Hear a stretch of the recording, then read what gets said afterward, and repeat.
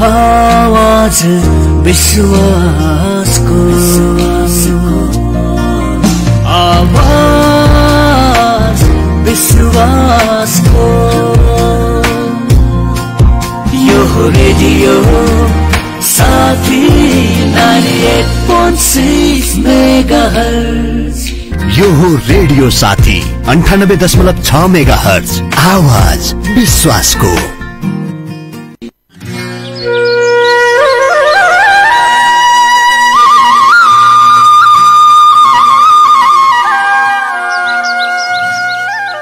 नमस्कार, कार्यक्रम महिलाका कुराका साथमा छु म ज्ञानेन्द्र निरौला। महिला जनचेतना केन्द्र काँकरभिट्टा र रेडियो साथीको संयुक्त प्रयासमा उत्पादन गरी प्रसारण गरिएको कार्यक्रम महिलाका कुरामा महिलाहरूको बारेमा चर्चा, छलफल र बहस गरिनेछ। महिला सँगसँगै जोडिएर आउने बालबालिकाका विषयमा पनि हामी यो कार्यक्रमभित्र चर्चा गर्नेछौं।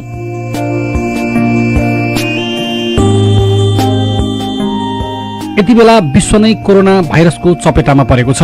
यो बेला महिलाहरूको अवस्थाको बारेमा मूलतः यो कार्यक्रममा हामीले उठान गरिरहेका छौं र बालबालिकाहरूको अवस्थाका बारेमा पनि आजको कार्यक्रममा हामीले विशेष कुराकानी गर्नेछौं। रेडियो साथी 98.6 मेगाहर्जबाट हरेक हप्ता आइतबार बिहान 8 बजे यो कार्यक्रम सुन्न सक्नुहुन्छ। त्यसैगरी रेडियो साथीको आफ्नै मोबाइल एप र radiosaathi.com बाट पनि यो कार्यक्रम सुन्न सक्नुहुनेछ। त्यस्तै रेडियो साथीको फेसबुक टाइमलाइनमा पनि यो कार्यक्रम यति बेला प्रसारण भइरहेको छ।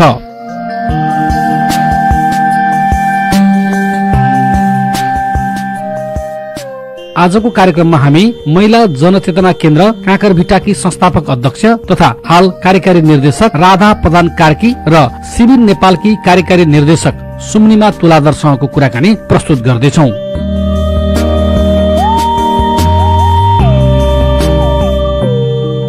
कार्यक्रमको सुरुवातमा महिला र बालबालिकाको क्षेत्रमा काम गरिरहेको संस्था महिला जनचेतना केन्द्र काँकरभिट्टाका संस्थापक अध्यक्ष तथा हाल कार्यकारी निर्देशकको भूमिकामा रहनुहुने राधा प्रधान कार्कीसँग गरिएको कुराकानी प्रस्तुत गर्दैछौं। राधा प्रधान कार्कीज्यू, तपाईलाई कार्यक्रममा स्वागत छ। धन्यवाद।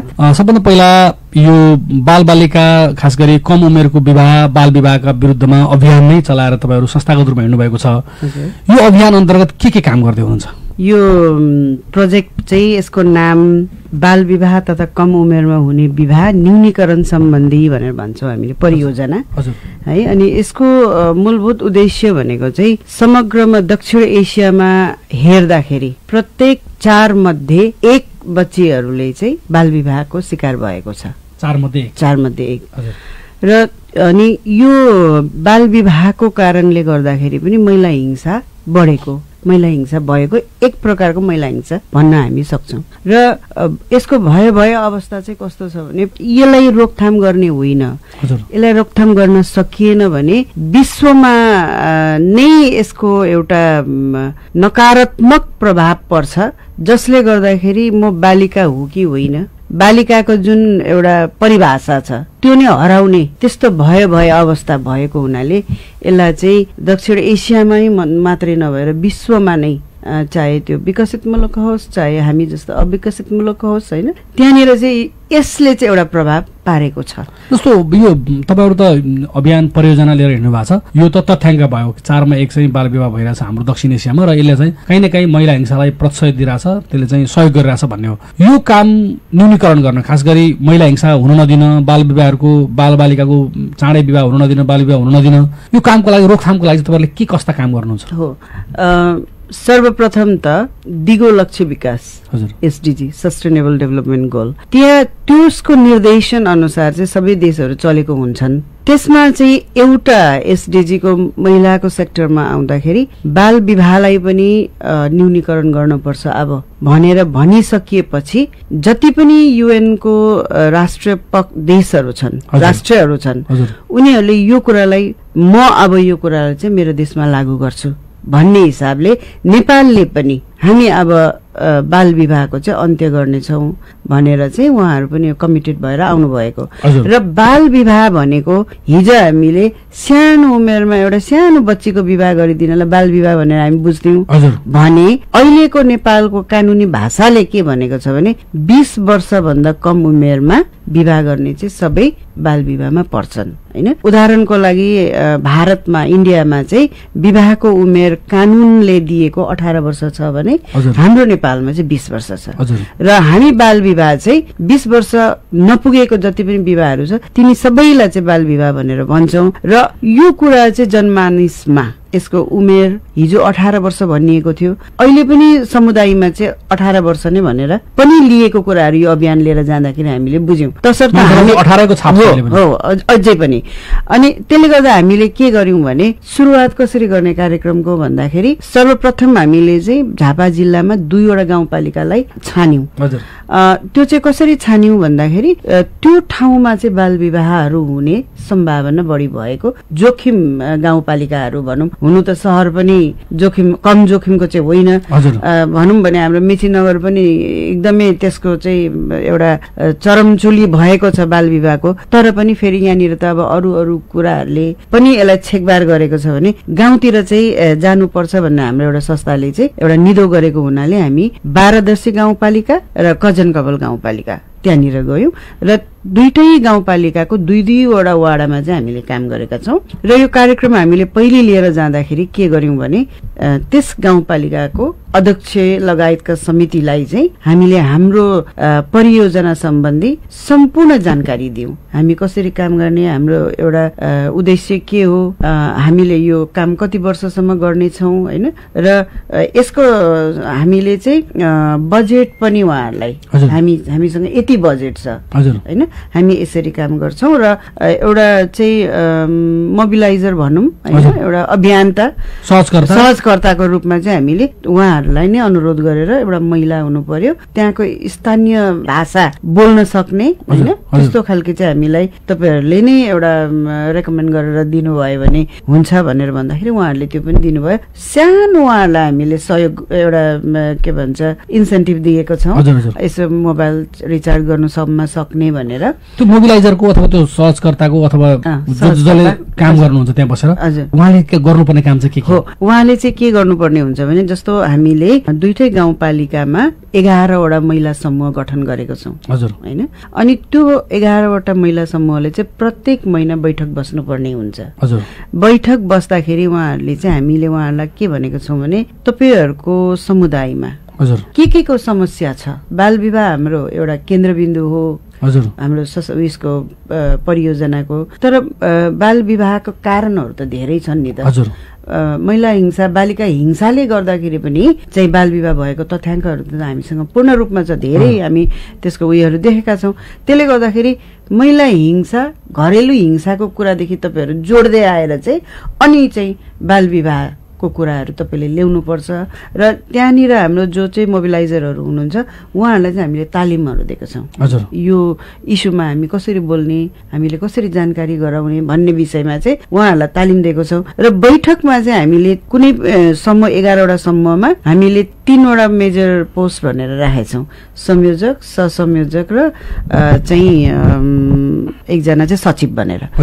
अनि उहाँहरूलाई पनि फेरि हामीले एउटा लिडरशिपको ट्रेनिङ दिएका छौं हैन उहाँहरूलाई त्यो 3 जना प्रत्येक समूहको 3 जनाहरू चाहिँ अझै जानकार हुनुपर्छ यो हाम्रो इस्युसँग सम्बन्धित महिला हिंसासँग सम्बन्धित भनेर चाहिँ उहाँहरूलाई हामीले विभिन्न तालिमहरुमा उहाँहरूलाई चाहिँ बोलाएर तालिमहरु दिएका छौं र बाल विवाह तथा कम उमेरमा हुने विवाह सम्बन्धी पनि यसको पनि कसरी तपाईहरुले यसलाई चाहिँ लिएर जाने अभियानको रूपमा तपाईहरु अभियन्ता हुनुहुन्छ यसलाई समुदायमा कसरी बुझाउने हैन किनभने मैले पाल्न सकेको छुइनँ मेरो छोरीलाई कुनै एउटा कुटुम्ब चाहिँ राम्रो आयो भने मैले किन नदिने भन्ने समुदाय हामी चाहिँ प्रत्यक्ष रूपमा समुदायमा जाँदाखेरि हामीलाई दिदीबहिनीहरूले मुस्लिम समुदायको दिदीबहिनीहरूले के पनि भन्नुभयो भने मेरो 3 जना एकजना महिलासँग मैले कुरा गर्दाखेरि मेरो 3 जना छोरीहरू छ म एकल हो मेरोमा अरु केही अवस्था छैन र त्यो कचन कवलहरु चाहिँ सबै एकदम बोर्डर एरिया भएको हुनाले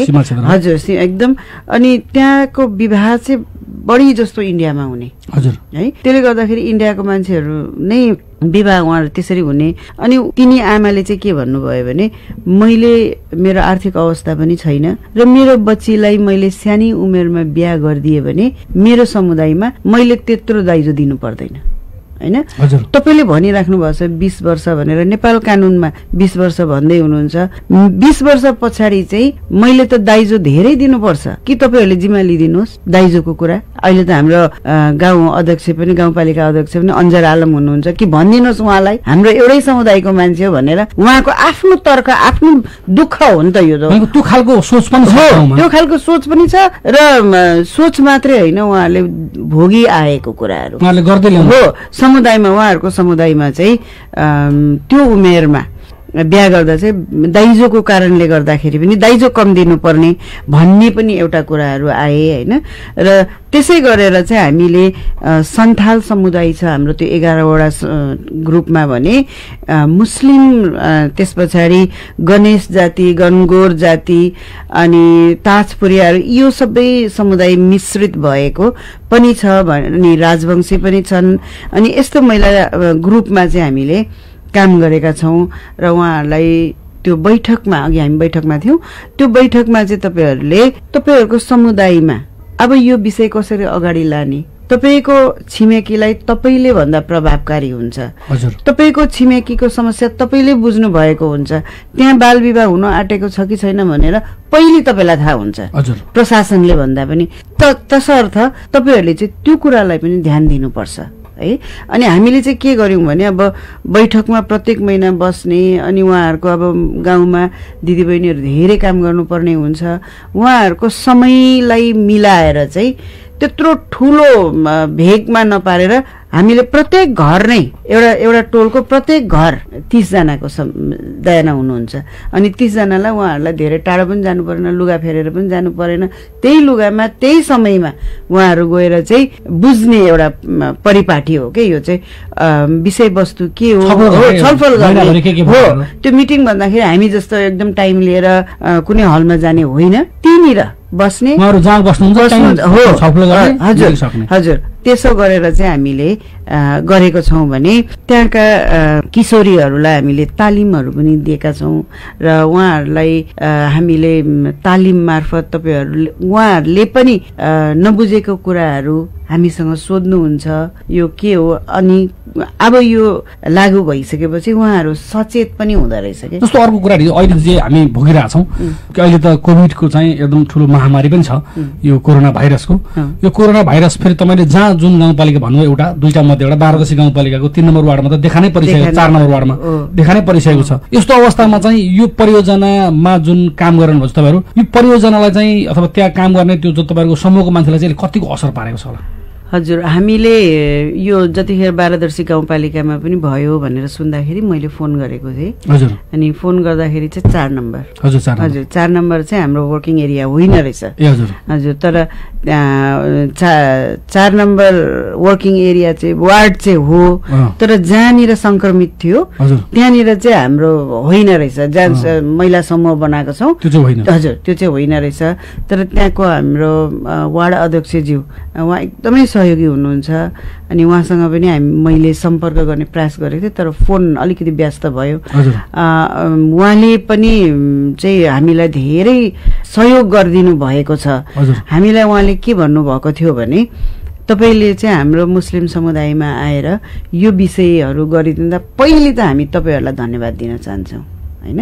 किनभने हाम्रो मुस्लिम समुदाय त्यही माथि पनि महिला किशोरीहरू चाहिँ एउटा घेराभित्र छन्। उनीहरूलाई बाहिर निकाल्न म आफै वार्डको अध्यक्ष भए तापनि मैले पनि सकेको छुइनँ। त्यहाँ चाहिँ मुस्लिम समुदायकै अध्यक्ष हुनुहुन्छ? हजुर हजुर 4 नम्बरमा। अनि त्यसो भनेर उहाँले चाहिँ हामीलाई तपाईहरुलाई हामी एकदम सहयोग गर्छौं। त्यहाँको स्थानीय प्रशासन स्थानीय पालिकाले यो कार्यक्रमलाई राम्रै सहयोग एकदम। अनि अर्को कुरा म के पनि जोड्न चाहन्छु भने मैले अघि भने नि दिगो लक्ष्य विकास यो बाल विवाहको सन्दर्भ यसको इस्यु चाहिँ महिला जनचेतना केन्द्रको मात्रै होइन हाम्रो देशको हो। र यो देशको एउटा उद्देश्यलाई सहयोग गर्नको लागि महिला जनचेतना केन्द्रले चाहिँ सहयोगीको भूमिका गरेको हो। त्यो इस्यु हाम्रो देशको हो। हजुर। त्यो इस्युलाई मिट गर्नलाई, त्यो इस्युलाई सहयोग गर्नलाई चाहिँ महिला जनचेतना केन्द्रले भूमिका खेलेको, तैपनि कतिवटा गाउँपालिकाहरूले सहयोग नगरेको अवस्थाहरू पनि हामी देखिरहेछौँ भने हामी चाहिँ भाग्यमानी रहेछौँ। 2वटा गाउँपालिका हाम्रो लागि एकदमै सकारात्मक हुनुहुन्छ। हामी कुराकानीको अन्तिममा छौँ यो कार्यक्रममा। खास गरी यो कुराकानी हुँदै गर्दा यो कम उमेरको विवाह, बाल विवाह र चाहिँ अन्य खालका महिला हिंसाहरूलाई न्यूनीकरण गर्नलाई, खास गरी तपाईँ त लामो समयदेखि महिला अधिकार क्षेत्रमा काम पनि गर्नुहुन्छ, यो बेला खास गरी यो चाहिँ कोरोना भाइरसको संक्रमण भएर लकडाउनले सबै मान्छे घरमा थुनिएको बेलामा यो बेलामा चाहिँ कसरी महिलाहरूले सुरक्षित हुन सक्छन् होला जस्तो लाग्छ तपाईँलाई चाहिँ? हो, एकदमै तपाईँले यो अहिलेको सही कोभिड-19ले चाहिँ जुन एउटा विश्वभरि नै एउटा आक्रान्त फैलाएको छ र यसले कोही पनि सुरक्षित छैनन्, त्यसमाथि पनि महिला र बालबालिका चाहिँ अझै नै असुरक्षित छन्। यो चाहिँ विभिन्न डाटाहरूले हैन, युएन वुमेनको चाहिँ प्रेजेन्टेसनमा उहाँहरूको स्टेटमेन्टमा चाहिँ के आएको छ भने हिजोको महिला हिंसा भन्दा 30% चाहिँ अहिले यो लकडाउनको अवस्थामा महिला हिंसा तथा बालबालिकाको हिंसा बढेको छ। म एउटा सानो युएन वुमेनको एक्जिक्युटिभ डाइरेक्टरको चाहिँ स्टेटमेन्टको म जोड्न चाहे। केन्यामा एकजना पुरुषले चाहिँ 17 वर्षको बालिकालाई चाहिँ कोठामा राखेको हैन, अनि त्यो कसो गरेर छिमेकीहरूले चाल पाएर उसलाई उद्धार चाहिँ गर्यो। अनि उद्धार गरेर त्यो मान्छेलाई सोद्धाखेरि प्रशासनले, पुलिसले तपाईले किन यसो गर्नुभएको भन्दा उहाँको छोरा मान्छेले उहाँको उत्तर के आयो भने लकडाउन छ, मलाई पनि त साथी चाहियो, त्यसले गर्दाखेरि मेरो साथीको लागि मेरो मन भुलाउनलाई मैले उसलाई राखेको भनेर जवाब दिएको। हेर्नु न, एउटा महिला, एउटा किशोरी, एउटा महिला त वस्तुको रूपमा उहाँहरूले चाहिँ प्रयोग गरिराख्नु भएको र त्यो कुराले चाहिँ हामी अनुमान लाउन सक्छौं महिला तथा बालबालिका अझै किशोरी कतिको जोखिममा छन् भनेर हैन। र हाम्रो नेपालको मिडियाहरूमा, पेपरहरूमा पनि धेरै डाटाहरू आएका छन्। त्यो डाटामा पनि हामी हेर्न सक्छौं 21 दिनको लकडाउनमा लगभग 80-90 रेप अनि त्यस पछाडि घरेलु हिंसाहरू आइरहेका छन्। अझै त्यसमाथि पनि अहिले महिलाहरू चाहिँ कहाँनिर उहाँहरूलाई साह्रो परेको छ, गाह्रो परेको छ भने यतिखेर सम्पूर्ण देशको स्ट्रक्चर नै कोभिडसँग लड्नको लागि, कोभिडद्वारा चाहिँ जनमानसमा सुरक्षा दिनको लागि ध्यान त्यतानिर पुर्याएको छ भने महिला हिंसा, घरेलु हिंसा, बालिका हिंसामा चाहिँ अहिले देशैले पनि त्यत्रो ध्यान पुर्याउनु सकेको अवस्था छैन।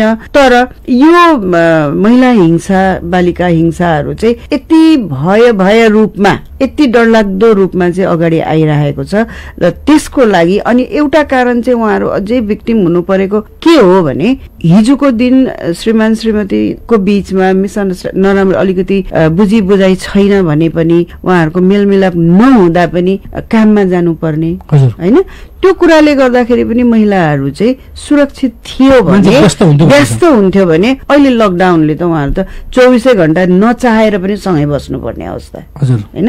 र त्यसले पनि चाहिँ बढी हिंसा भएको त्यो एउटा पाटो भने अर्को पाटो चाहिँ अब सबैजना घरमा बसेका छन् हैन, छोरा छोरी, श्रीमान, सासू ससुरा हुन सक्छ, कोही जोइन्ट फ्यामिलीमा बसेको हुन सक्छ।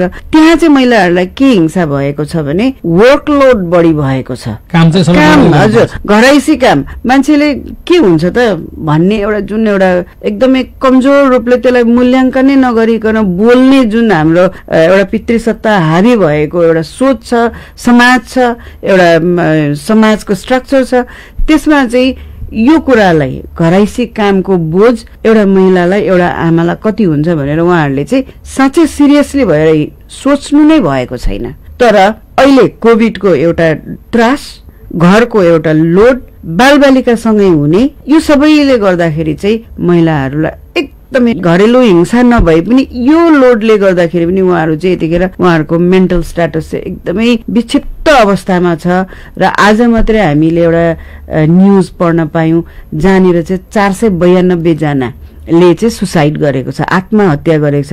त्यसमाथि पनि प्रदेश नम्बर 1 मा त 92 जनाले चाहिँ आत्महत्या गरेको छ भनेर जुन डाटाहरू आएको छ र यिनै डाटाहरूलाई हामीले समेटेर चाहिँ हाम्रो स्थानीय तह मेची नगरपालिकामा महिला जनचेतना केन्द्र र मखमली महिला साकोस मिलेर एउटा चाहिँ ध्यान आकर्षण पत्र हामीले पेशेको थियौं। लगभग 15 दिन भयो। हामीले त्यहाँनिर चाहिँ माग के गरेको थियौं भने एउटा हटलाइनको व्यवस्था गरिदिनु होला, जसलाई चाहिँ हिंसा भएको छ उहाँले चाहिँ त्यहाँनिर सम्पर्क हजुर गर्न सक्नुहुन्छ। र त्यस पछाडि चाहिँ प्रचार प्रसारको लागि अहिले एकदमै उपयुक्त मिडिया भनेको रेडियो हो। प्रचार प्रसारको लागि यसो नगरिदिनु होला, कमसे कम घराइसी काममा पुरुष साथीहरूले पनि सहयोग गरिदिनुहोस् भनेर चाहिँ एउटा स्थानीय तह सरकारले बोल्यो भने त कमसे कम हैन बुझ्छन् नि त मान्छेले, त्यो कुराहरू आओस् भनेर पनि हामीले त्यहाँ अनुरोध राखेको थियौं। भने एउटा टास्क फोर्सको पनि निर्माण होस् जसले चाहिँ महिला हिंसाको विषयमा चाहिँ हेर्न कहाँ भइरहेछ हुन्छ नि कोअर्डिनेसनको कुराहरू त्यो गर्न सकोस् भनेर चाहिँ हामीले उहाँहरूलाई एउटा निवेदन दिएको, ज्ञापन पत्र नै दिएको थियौं। र सँगसँगै हामीले त्यहाँनिर छुटाएछौँ नै भन्न म चाहन्छु। हामीले अहिले मेन्टल हेल्थ हैन मेन्टल हेल्थ जसले चाहिँ सुसाइड भयो, मानसिक समस्या त्यसको लागि पनि हामी चाहिँ साइको सोशल काउन्सिलरहरूलाई चाहिँ साइको सोशल काउन्सिलिङको पनि एउटा हटलाइन सञ्चालन गर्नु, परामर्श दिन चाहिँ के अरे एउटा हटलाइनको व्यवस्था गरिदिनु भयो भने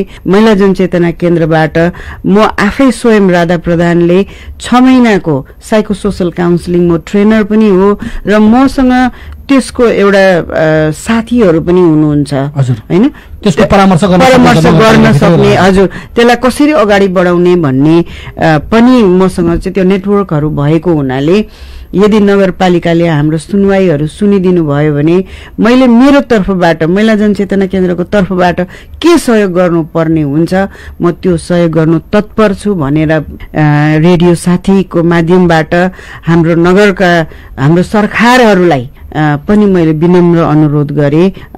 जति महत्त्वपूर्ण अहिले लकडाउनको अवस्थामा कोभिड-19 ले जति असर पारेको छ त्यति नै महिला हिंसामा पनि असर छ र त्यति नै मानसिक असर पनि भएको छ। एउटा पाटोलाई मात्रै हेरेर अरू पाटोहरूलाई हामीले छोड्यौं भने भोलि फेरि त्यो दुईटा पाटोले छोडिएका पाटोहरूले हामीलाई कोभिड-19 भन्दा अझै बढी समस्या ल्याउन सक्छ भनेर पनि म भन्न चाहन्छु। यो मेरो मात्र व्यक्तिगत कुरा होइन, यो विभिन्न एक्सपर्टिजहरूले पनि यो कुराहरू राखिरहेको छ र यसमा पनि ध्यान जाओस् भनेर म अनुरोध गर्न चाहन्छु।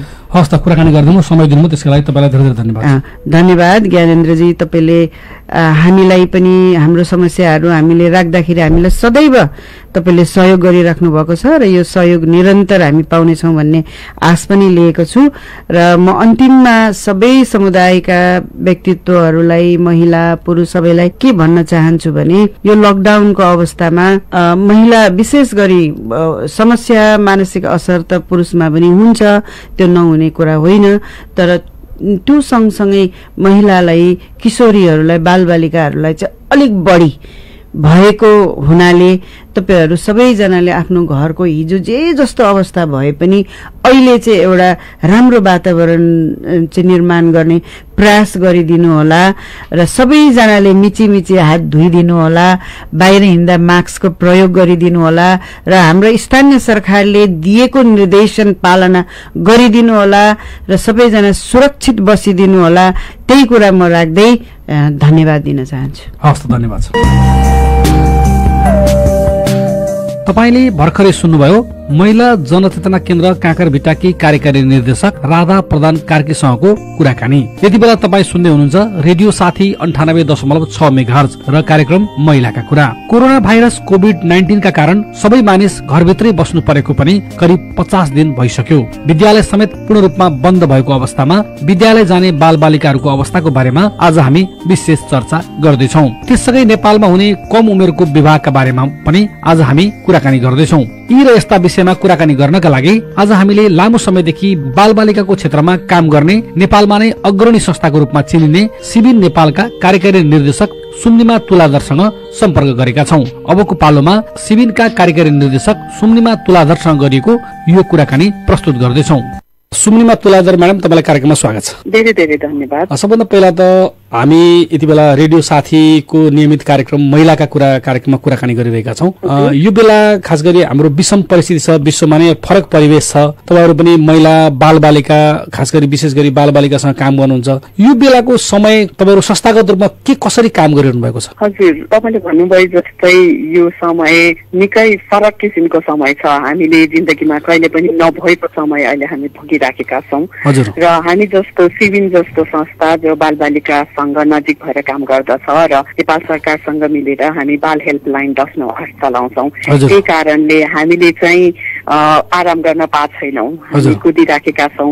बाल हेल्पलाइनमा दिनदिनै धेरै धेरै बालबालिकाहरूले फोन गरिराख्नु भएको छ र निकै जोखिममा परेका बालबालिकाहरूको सहयोगको लागि, उद्धारको लागि हामी नेपाल प्रहरी र सरकारका अनि निकायहरूसँग मिलेर हामी ठाउँ ठाउँमा गइराखेका छौं। विभिन्न जिल्लाहरूमा गइराखेका छौं। कोही बालबालिका बिरामी हुनुहुन्छ अथवा अब परिवार नभएको बालबालिका, सडकमा बस्नुपर्ने बालबालिकाहरू, विभिन्न बालबालिकाहरूका लागि हामीले जे जस्तो सहयोग गर्न सक्छौं हामी गरिराखेका छौं र अन्य कतिपय ठाउँमा चाहिँ हामीले जस्तो हामी बाल क्लबहरूसँग काम गर्छौं, किशोर किशोरीका समूहहरूसँग काम गर्छौं। उहाँहरू जोसँग मोबाइल छ उहाँहरूसँग चाहिँ हामी मोबाइल मार्फत विभिन्न अनलाइनको प्लेटफर्ममा हामी सम्पर्कमा पनि रहिराखेका छौं। जस्तो नि यो बेला खास गरी अहिले चाहिँ यो कोभिडको कारणले गर्दा लकडाउन छ, अधिकांश मानिसहरू घरमा थुनिएर बस्नु परेको छ। बालबालिकाहरू स्कुल जान नपाएको पनि 1.5 महिना भइसक्यो। अर्को क्लासमा उत्तीर्ण भएर अर्को क्लासमा चढेको थाहा पाएका छन्, तर त्यो क्लासमा जान नपाएको, नयाँ कक्षाको अनुभव लिन नपाएको, किताब नपाएको,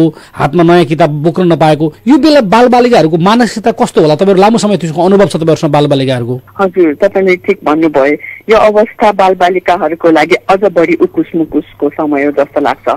अब वयस्कहरूले त कुराहरू बुझ्छन्, किन हामी बाहिर जानु हुँदैन बुझ्छन् हैन। संसारमा के कस्तो महामारीले चाहिँ असर परिराखेको बुझ्छ। बालबालिकाले त्यो सूचनाहरू पाउँदै बुझ्दै पनि उहाँहरूलाई त्यो रिलेट गर्नै गाह्रो हुन्छ हैन। र तपाईले एकदम महत्त्वपूर्ण सवाल चाहिँ बालबालिकाको शिक्षाको उठाउनु भयो। बालबालिकाको जीवन, बालबालिकाको भविष्य हामी शिक्षा बिना कल्पना पनि गर्न सक्दैनौं। तर अहिलेको अवस्थामा लगभग अब 2 महिना जति हामी लकडाउनमा बस्नेछौँ यो 10 दिनपछि हैन।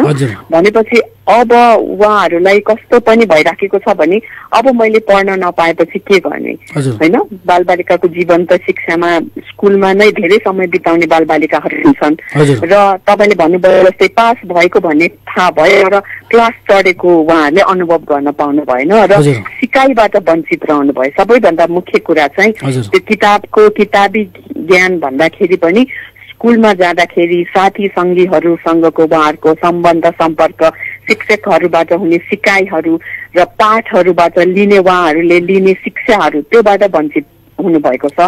र अहिलेको अवस्थामा तपाईले सुन्नुभएको होला कतिपय प्राइभेट स्कुलहरूमा अब इन्टरनेट अनलाइनको माध्यमबाट कक्षाहरू धमाधम सुरुवात गर्दै हुनुहुन्छ हैन।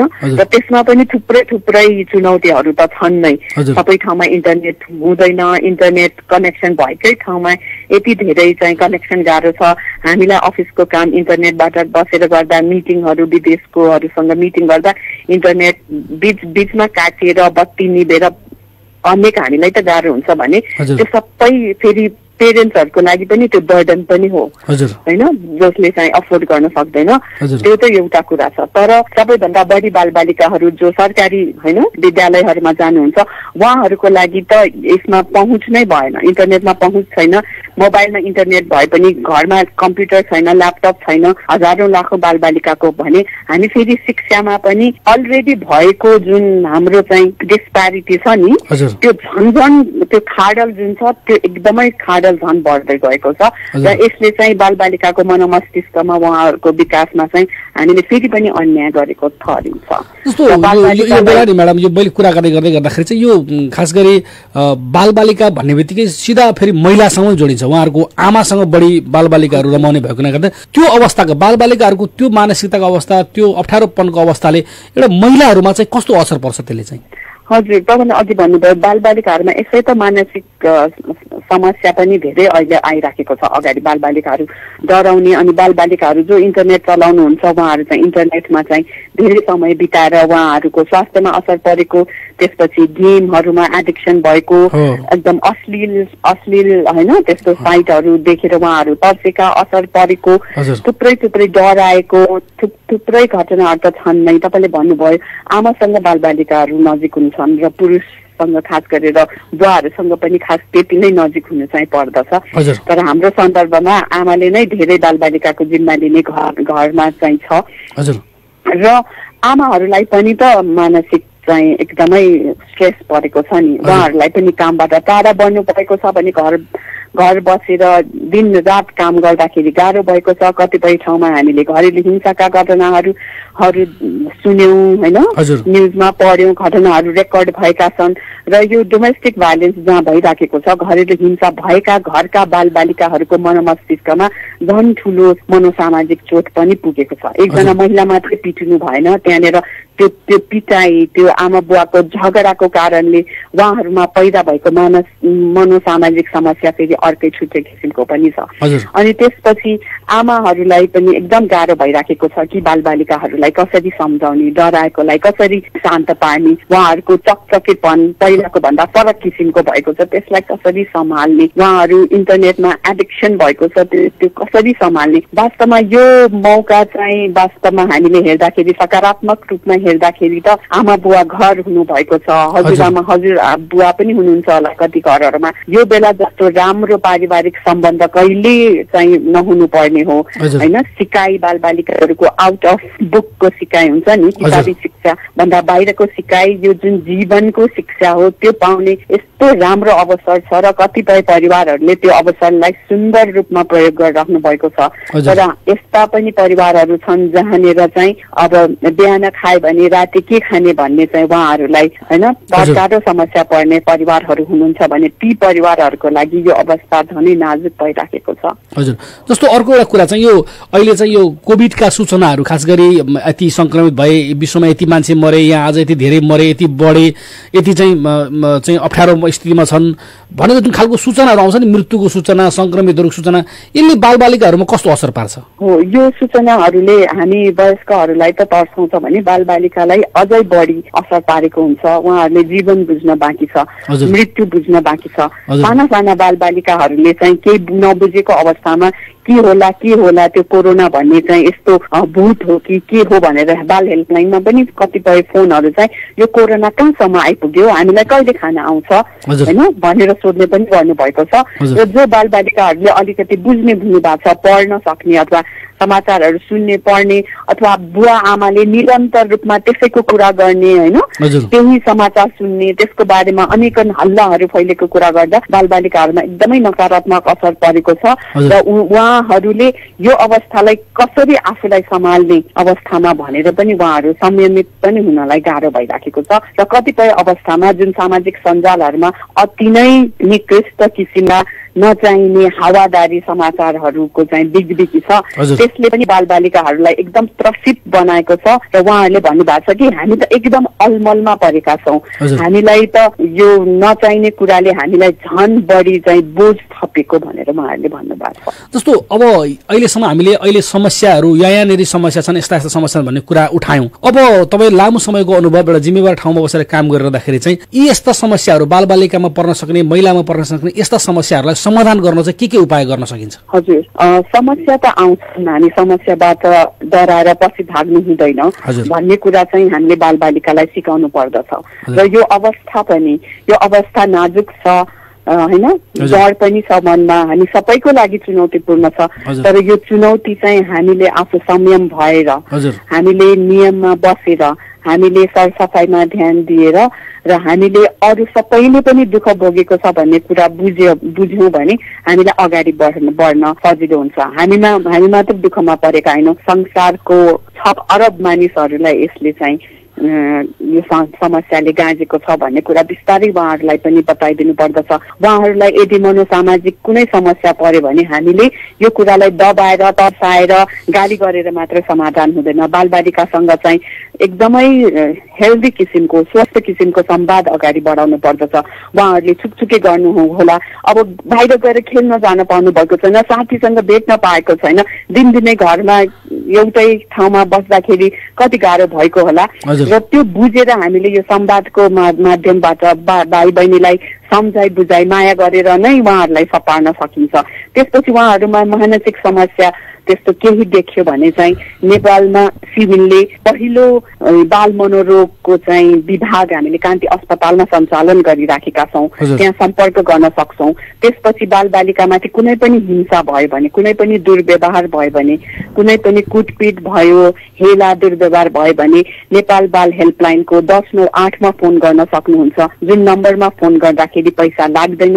कुनै सुझावको लागि अथवा तपाईँले आफ्नो मात्रै बालबालिकाको समस्या होइन, नजिकै कोही बालबालिकाहरू होइन एकदम समस्यामा पर्नु भएको छ, जोखिममा पर्नु भएको छ भने नजिकैको प्रहरीमा पनि खबर गर्न सक्नुहुन्छ, ताकि हामी जस्ता संस्थाहरूले निकै जोखिममा परेका बालबालिकाहरूलाई केही न केही किसिमको सहयोग गर्न सकौँ। त्यही भएर बालबालिकाको सवाल हामीलाई लाग्छ बाल बच्चा त हो नि, यसो गाली गरिदियो, सुट भनौँ सुत्ला, अनि त्यसपछि यो खा त्यो खा भनौँ बस्छन् भनेर। यो अवस्थामा यदि तपाईँ हामीले बालबालिकाको चाहिँ चौतर्फी विकासमा हामीले ध्यान दिएनौँ भने सधैँभरि कालान्तरमा बालबालिकाको शिक्षामा, उसको भविष्यमा ऊ के बन्न चाहन्छ, उसले गर्ने काममा एकदमै ठुलो बाधा आउन सक्नुहुन्छ। त्यही भएर बालबालिकाको सवालमा हामी सबै नै धेरै संवेदनशील हुनु जरुरी छ। जस्तो अर्को एउटा कुरा, यो बेला बालबालिका अथवा जो पीडित अवस्था छ, जसको मानसिक रूपमा अप्ठ्यारो परिस्थितिमा परेको छ, लकडाउनले गर्दा सबैलाई नै अप्ठ्यारो पारेको छ, यो बेलामा बालबालिकाको सुरक्षाका लागि बालबालिकाहरूलाई चाहिँ यो अप्ठ्यारोपनबाट बाहिर निकाल्नका लागि चाहिँ गभर्नमेन्टको रोल, खास गरी सरकारको भूमिका चाहिँ के हुन्छ? सरकारको भूमिका, खास गरेर राज्यको भूमिका त सबैभन्दा ठुलो हुन्छ। यदि बालबालिका कुनै पनि होइन दूरदराजका गाउँमा होस् अथवा सहर बस्तीका चाहिँ अप्ठ्यारो ठाउँमा बस्ने बालबालिकाहरू हुन्, ती सबै हाम्रो सरकारको, हाम्रो राज्यको पनि बालबालिका भएको हिसाबले त सबैभन्दा पहिलो कदम राज्यले उठाउनु पर्दछ।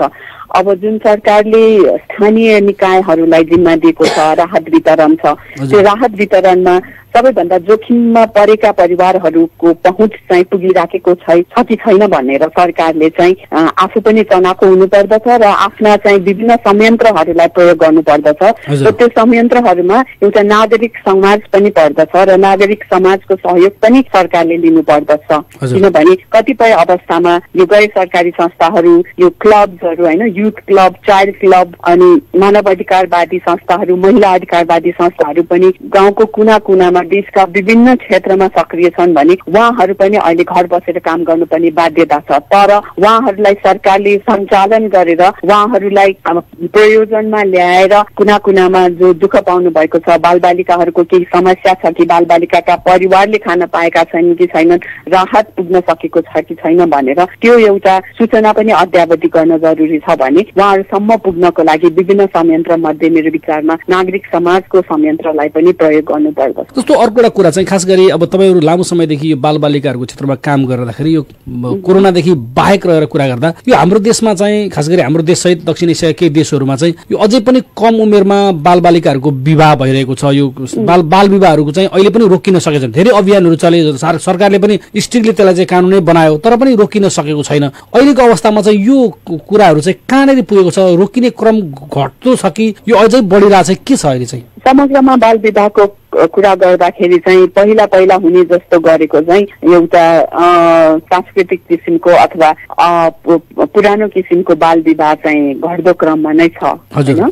किनभने हामीमा जागरण आएको छ, परिवारहरूमा जागरण आएको छ, बालबालिकाहरू आफै सचेत हुनु भएका छन्। तर यति भन्दै पनि बालबालिका आफैले भागी विवाह गर्ने होइन, बालबालिकाहरू प्रेम विवाह गर्ने क्रमहरू चाहिँ अलिकति बढेको हामीले देखिराखेका छौँ। र प्रेम विवाह चाहिँ किन गर्नु पर्यो त बालबालिकाले भन्दा फेरि हामीले त्यो अवस्थालाई नजरअन्दाज पनि गर्नु हुँदैन। किनभने अहिलेको समयमा किशोरी अवस्थामा यो यौनको बारेमा हामीले राम्ररी शिक्षा दिन सकेका छैनौँ उहाँहरूलाई होइन। बाल विवाह भएपछि के समस्या आउन सक्दछ होइन। चाँडै विवाह गरेर चाँडै आमा हुँदाखेरि बालिकाको स्वास्थ्यमा मात्र होइन उसको जीवन नै खराबमा पर्न सक्दछ भन्ने कुराहरूलाई हामीले अझै परिवारमा समाजमा र स्कुलहरूमा हामी छलफल गर्दैनौँ। बालबालिकालाई हामीले चाहिँ के भन्छ हामीले उनीहरूको मात्र दोष हो भनेर उनीहरूलाई टार्गेट मात्रै गर्छौँ। तर उहाँहरू किन यस्तो समस्यामा पर्नुभयो? कतिपय बालबालिकाहरूले केही नबुझ्दै यस्तो समस्यामा पर्ने गरेका छन्। कतिपयलाई अब केटा साथीबाट आएको चाहिँ दबावको कारणले भइराखेको छ। कतिपयलाई चाहिँ समाजमा बाँच्नलाई उनीहरूलाई गाह्रो भएर एउटा साथी चाहिएर एउटा आफ्नोपन जुन छ नि त्यो चाहिएर पनि भइराखेको छ। र हामीले यो समाजमा हामी बाल विवाहको त कुरा गर्न मिल्ने, बालबालिका जन्माउने कुरा गर्न मिल्ने, यौनको बारेमा कुरा गर्न नमिल्ने होइन। किशोरीहरूको चाहिँ यौनिकाको बारेमा चाहिँ कुरा गर्न नमिल्ने। त्यो कुरा गर्दाखेरि चाहिँ हामी छिल्लिएको हुने, हामीले चाहिँ नराम्रो सिकाएको हुने। यो सिकाइ नहुँदाखेरि चाहिँ बालबालिकाले वास्तवमा एकैचोटि मात्रै प्रेममा फसिसकेपछि उहाँहरूले बिहे गर्नुपर्छ भन्ने सोच पनि राखिराखेको हुन्छ कतिपय बेला। र कतिपय बेला उहाँहरूलाई लाग्छ कि मैले पाप गरेँ, कोहीसँग मायामा फसेर मैले शारीरिक सम्बन्ध राख्नु भनेको मैले पाप गरेँ भनेर सोचेर पनि अब त के गर्ने, बिहा गर्नुपर्छ, सिन्दुर लगाएपछि त्यो पाप धुलिन्छ भनेर पनि कतिपय भाइ बहिनीहरू चाहिँ विवाहको बन्धनमा बाँधिन्छन्। र अहिलेको अवस्थामा पनि यो हामी चाहिँ लकडाउन भनिरहेछौँ। लकडाउनमा पनि बाल विवाहका घटनाहरू बाल हेल्पलाइनमा दर्ता भएका छन्। यही हप्ता 4 दिन अगाडि मात्रै पनि बाल हेल्पलाइनको हेटौडाले एउटा बाल विवाह चाहिँ रोक्न सफल भयो। सुरुमा जाँदाखेरि त त्यहाँ एकदमै उत्तेजनाहरू थियो, तर पेरेन्ट्सहरूले अभिभावकहरूले कुरा बुझेपछि यो चाहिँ विश्वास हेल्पलाइनले जित्न सकेपछि त्यो विवाह पनि रोकेको छ। हामीले त्यो बहिनीलाई भाइलाई हामी पछिसम्म एजुकेसन सपोर्ट गर्ने कुरा, उहाँलाई चाहिने मनोसामाजिक विमर्श गर्ने कुरा त्यो सबै भएपछि त्यो रोकिएको पनि छ। अनि अर्को कुरा त तपाईँलाई थाहा छैन, यतापट्टि यो के अरे कैलालीमा चाहिँ हाम्रो बाल हेल्पलाइनले जुन न्युजमा आएको थियो नि, एकजना 16 वर्षको र 17 वर्षको भाइ बहिनीको विवाह भएको, तर 16 वर्षको त्यो बहिनीलाई चाहिँ आफ्नै घरमा होइन जेठाजुले चाहिँ बलात्कार गरेको घटनाहरू आइराखेको छ। र त्यो घटनामा पनि हामीले ती बालिकालाई मनोविमर्श प्रदान गर्ने काम गरिराखेका छौँ। भनेपछि बालबालिकाहरू अझै पनि सुरक्षित हुनुहुन्न। लकडाउनमा हामीलाई सबैजना घरभित्र होला र सुरक्षित होला जस्तो लाग्छ, तर त्यस्तो अवस्था भने बताकै छैन। हस् त, हामीसँग कुराकानी गरिदिनुभयो, धेरै समय दिनुभयो, त्यसका लागि तपाईँलाई धेरै धेरै धन्यवाद छ। तपाईँलाई पनि धेरै धन्यवाद। यो अवस्थामा बालबालिकाको विषयमा तपाईँले यो कार्यक्रम बनाउँदै हुनुहुन्छ, तपाईँलाई धेरै धेरै शुभकामना। हस्, धन्यवाद छ।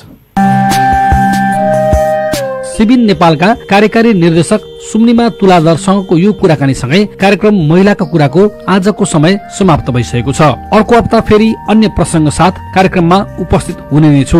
लकडाउनको बेला महिलाहरू हिंसामा पर्न सक्ने अवस्थाबाट सचेत हुनुहोस्। कोरोनाको संक्रमण हुन नदिन साबुन पानीले मिची हात धुनुहोस्। कार्यक्रमबाट प्राविधिक मित्र करिना पौडेल सहित म ज्ञानेन्द्र निरौला बिदा हुन्छु। नमस्कार, तपाईको दिन शुभसँग बितोस्।